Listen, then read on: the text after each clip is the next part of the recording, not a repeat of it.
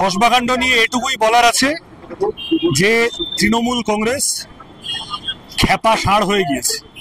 শেষের সেদিন ভয়ঙ্কর বুঝতে পারছে। আরজি করের ঘটনায় লক্ষ লক্ষ মানুষের রাস্তায় নামা দেখেও মতি ফেরেনি।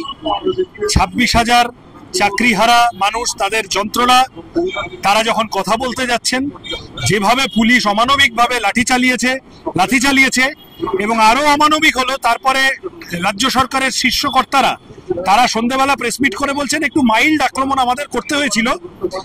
আসলে অমানবিক তৃণমূল, ক্ষমতা মাথায় উঠে গেছে, দম্ভ মাথায় উঠে গেছে, ভুলে গেছে যে এই বাংলা থেকেই একদিন তৈরি হয়েছিল দড়ি ধরে মারোটান রাজা হবে খান খান এই কথা।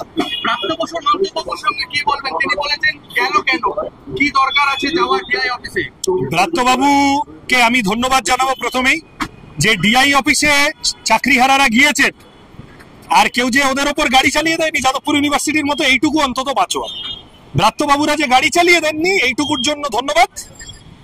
যারা ডিআই অফিসে চাকরিহারা শিক্ষকরা যাবে সেটা তো স্বাভাবিক, চোরেরা সব শিক্ষা দপ্তর ঘিরে বসে থাকবে সেটা তো উচিত না। যা স্বাভাবিক সেটা হয়েছে, কিন্তু ডিআই অফিস সহ বিভিন্ন জায়গায় বিভিন্ন স্তরে দুর্নীতি করা লোকেরা বসে আছে দেখে অরিজিনাল শিক্ষকদের, অরিজিনাল চাকরিহারা যাদের সাথে লেখাপড়ার সম্পর্ক আছে তাদের দেখে তাদের গাত্রদাহ হয়েছে, পুলিশ লেলিয়ে দিয়েছে।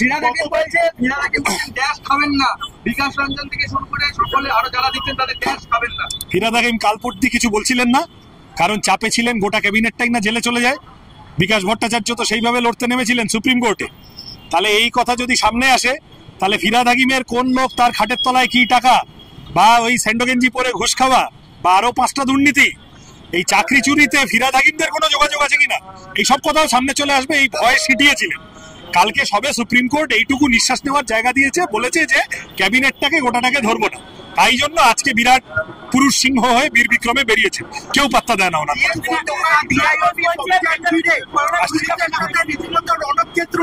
কোথায় ডিআই অফিস অভিযান ঘিরে কসবায় রীতিমতো পুলিশের সাথে রণক্ষেত্র হলো। এরপরে পুলিশের নগরপাল বললেন যে পুলিশ মৃদু লাঠিচার্জ করেছে। এই তো বললাম, পুলিশের পরিভাষায় বল প্রয়োগ নাকি। শোনো, আমরা বামপন্থীরা 2011 সালের পর থেকে আমাদের একটা ছেলে মেয়ে পাবে না, এই যাদেরকে দেখো সামনে লড়তে, একটা ছেলে মেয়ে পাবে না যাদের পিঠে তৃণমূলের পুলিশের লাঠির দাগ নেই। আমরা সুদীপ্ত গুপ্তর খুন হয়ে যাওয়া দেখেছি পুলিশের হাতে, আমরা আনিস খানের খুন হয়ে যাওয়া দেখেছি পুলিশের হাতে। সুতরাং পুলিশ কি নির্মম হতে পারে, নৃশংস হতে পারে, তৃণমূলের পুলিশ। আবার এই পুলিশকেই আমরা খালি পায়ে মমতা ব্যানার্জির বাড়িতে মিষ্টি বিতরণ করতে দেখেছি।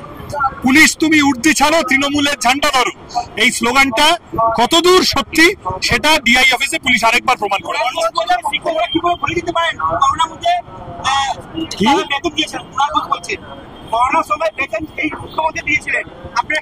বেতনটা কার বাপের টাকায়? বেতনটা কার বাপের টাকায়? কালীঘাটের কোন বাড়িটা, 35টা ফ্ল্যাটের মধ্যে কোন বাড়িটার কোন ঠিকানার বাপের টাকা? কার বাড়িতে টাকার গাছ আছে যে ওই টাকার গাছ থেকে পড়া টাকা টুকটাক ঝরে পড়ে আর সেখান থেকে বেতন দেয়? বেতন ইজ আওয়ার মানি, মাইনে আমাদের টাকা। আমরা যে ট্যাক্স দিই সেই ট্যাক্সের উপরে দাঁড়িয়ে সরকার চলে। বেতন দিয়েছেন, কারোর দেওয়ার কথা ছিল, ডিএ দিচ্ছেন না, ওটাও দেওয়ার কথা। চাকরি খেয়ে নিচ্ছেন, চাকরিটাও দেওয়ার কথা। স্কুলগুলোতে মিড ডে মিলে দুর্নীতি করছেন, ওইটাও দেওয়ার কথা। যা যা দেওয়ার কথা সেগুলো দিচ্ছেন না, যেটুকু দিয়েছেন সেটুকু নিয়ে বারফট্টাই মারছেন, বাপের টাকা। কুণাল ঘোষকে বলো এইসব ফালতু কথা বন্ধ রাখতে।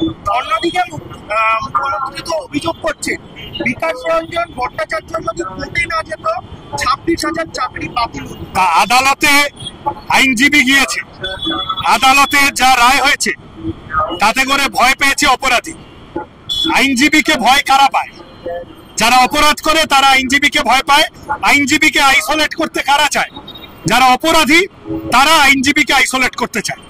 বিকাশ ভট্টাচার্য ক্যাক করে ধরেছে, ঘেটি ধরে এই দুর্নীতির বিরুদ্ধে লড়ছে বিকাশ ভট্টাচার্য, সেই জন্য বিকাশ ভট্টাচার্যকে আইসোলেট করতে হবে।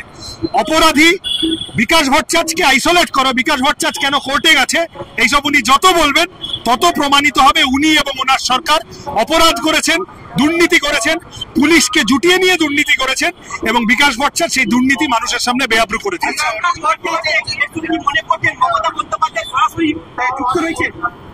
সিবিআই তদন্ত করুক, ইডি তদন্ত করুক। সিবিআই, ইডি তারা তো এই বিভিন্ন ধরনের দুর্নীতিতে দেখা গেল কালীঘাটের কাকু কবে গ্রেপ্তার হয়েছিল? কালীঘাটের কাকু গ্রেপ্তার হওয়ার সময় তোমার কি হেয়ারস্টাইল ছিল, আর আজকে তোমার কি হেয়ারস্টাইল আছে? আর মাঝে কালীঘাটের কাকু ছাড়া পেয়ে গেল, কালীঘাটের ভাইপো অব্দি পৌঁছাতে পারলো না। কালীঘাটের এই সব কুন্তল, শান্তনু, হৈমন্তী, জ্যোতিপ্রিয়, অনুব্রত, পার্থ চ্যাটার্জিও জামিন পেয়ে যাবে শুনছি। কবে দুর্নীতির জন্য এরা ধরা পড়েছিল আজ অব্দিও কেন পেল না? কেন সিবিআই, ইডি? আমরা আশঙ্কা করছি বিজেপি এদের ওপর চাপ তৈরি করে তৃণমূল কংগ্রেসকে বাঁচানোর জন্য এই চাকরি চোরগুলো যাতে শাস্তি না পায় তার বন্দোবস্ত করছে। সেটা যদি না হয়, সিবিআইডি যদি নিজের মতো কাজ করতে পারে, মুখ্যমন্ত্রী অন্যায় করেছেন হতেই পারে। আচ্ছা,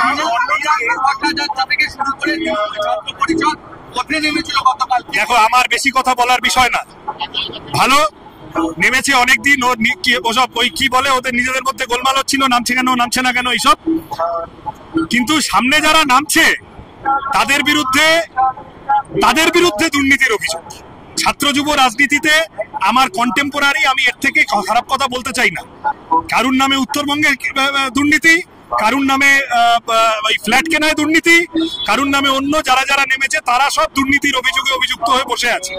তাহলে এরা যত আমি দেখছিলাম সোশ্যাল মিডিয়ায় বলছে যে মশা ম্যালেরিয়ার বিরুদ্ধে মিছিলে নেমেছে, ও খুব মানে নেই। আচ্ছা,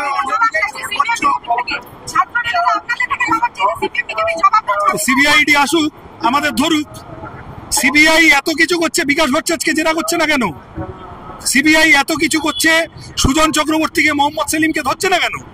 আমাদেরও তো প্রশ্ন। তৃণমূল কর্মীরা আমাদের নামে গাল্লা দিয়ে এত পরিবর্তনের 15 বছর পরেও সিপিএম এর দুর্নীতি খুঁজে পাওয়া গেল না কেন? তৃণমূল নেত্রী জবাব দাও বলে তৃণমূল কর্মীরা একটা নবান্ন অভিযান করবে। আচ্ছা, অন্যদিকে ভারতের সর্বোচ্চ আদালতে তাবড় ভারতের আইনজীবীরা শেষে হার স্বীকার করলেন যে যোগ্য অযোগ্য এটা বার করার। That is watt. অন্যদিকে মুখ্যমন্ত্রী বলছেন 2 মাসে এটা ক্লিয়ার করবেন। কি বলবেন? ওই তো সর্বরোগহরি বটিকা আছে, কিভাবে ক্লিয়ার করবেন করে দিন না। আরো 2 মাস টাইম নিচ্ছেন কেন? বিকাশ ভট্টাচার্য তো কবে থেকে আপনার পিছনে লেগে আছে, আপনি করছেন না কেন?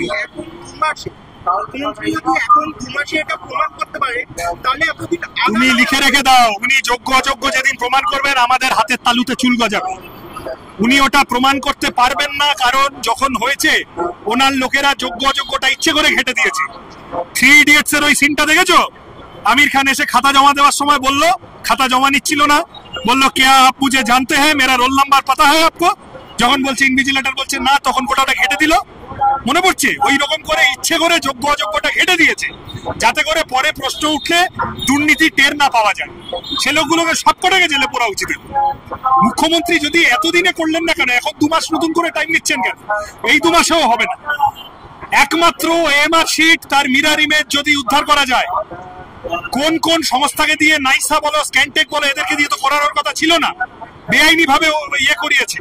তারপরে তাদেরকে দিয়ে সংরক্ষণ করায়নি, 1 বছরের আগেই নষ্ট করে দিয়েছে। তার মিরর ইমেজ যদি পাওয়া যায় তাহলে ওটা হতে পারে। তাহলে সেইটা সরকার এসএসসি বলছে না কেন? আমাদেরও তো প্রশ্ন। আমাদের থোতা মুখ ভোতা হয়ে যাবে যদি সত্যি যোগ্য অযোগ্য বের করে দিতে পারে। আমরাও চাইছি যোগ্যরা চাকরি পান, আমরা সবাই যোগ্যদের পাশে আছি। কিন্তু তৃণমূল এমন কায়দা করে ওইটা করেছে যাতে করে ম্যাক্সিমাম গালাগাল খাবো, কিন্তু যোগ্য অযোগ্য তো পাওয়া যাবে না। তাহলে আমার কার থেকে টাকা নিয়েছি সেটা বোঝা যাবে না। এই পরিষ্কার কথা আমরা বলছি। আমরাও এর শেষ দিকে ছাড়বো। যদি যোগ্য অযোগ্য বোঝা না যায়, তৃণমূলের সব ঝেলে যাবে। তার জন্য বিকাশ দ্বারা লড়ছে। সুবোধ সরকার থেকে শুরু করে কবিদের সেদিন নেতাজি ইন্ডোর স্টেডিয়ামে মঞ্চে নিচে কি প্রমাণ করতে চেয়েছেন? রোম যখন পুড়ছিল, সম্রাট নিরো বেহালা বাজাচ্ছিল, আর 26,000 মানুষ যখন চোখের জল ফেলছে, তখন রাজ্যের মুখ্যমন্ত্রী, রাজ্যের সম্রাজ্ঞী কবিতা শুনছেন। এবং যা কবিতা শুনছেন, কর্তব্য নয়, শাসকের কাছে মাথা বিকিয়ে দিলে কবি আর কবি থাকে না। কবি তখন কবি ছবি হয়ে যায়। এইসব কবি ছবি হয়ে গেছে। এর চেয়ে বেশি আমার কিছু বলার নেই। অভিজিৎ বাবু এখন নেমেছেন। বিজেপি বুদ্ধিমান দল, তারা বুঝে যে শুভেন্দু অধিকারীকে দিয়ে আর 5টা আন্দোলন হবে, কিন্তু চাকরি চুরির আন্দোলনটা হবে না। শুভেন্দু নিজেও চাকরি চুরিতে অভিযুক্ত। তাহলে কি করা যায়? অভিজিৎ বাবুকে ঠেলে দিয়েছে। কিন্তু অভিজিৎ গাঙ্গুলি বা কি করবে? ঢুকেছেন তো শুভেন্দুর সাথে। উনি চাকরি চোরের তদন্ত করবেন, সুবিচারও করবেন, আর শুভেন্দুর সাথেও ঘষাঘষি করবেন। দুটো একসাথে হয় না। অভিজিৎ বাবু বিজেপিতে ঢোকার আগে ওনার বোঝা উচিত ছিল উনি, এরা তো রঞ্জি ট্রফি খেলা চোর, উনি বিশ্বকাপ খেলা ডাকাতের দলে যাচ্ছেন। ফলত ওনার কথার এখন আর ক্রেডিবিলিটি নেই। আচ্ছা, কারিগররা আজকে রাজপথে তারা আন্দোলন করছে, তাদেরকে লাঠি জুতো কিভাবে দেখছেন? পশ্চিমবঙ্গ অবক্ষয়ের দিকে গিয়েছে। চুরি, ডাকাতি, তোলাবাজি, সিন্ডিকেট এরা মাথায় চড়ে বসছে। আর যারা শিক্ষক, যারা ডাক্তার, যারা মানুষের ভালো করে, তারা সবাই মিলে রাস্তায় দিনের পর দিন, সে আরজি করি বলো বা চাকরি দুর্নীতি বলো, তাদের রাস্তায় কাটাতে হচ্ছে। এই অবক্ষয়ের অবসান হবে তৃণমূলকে হারালে।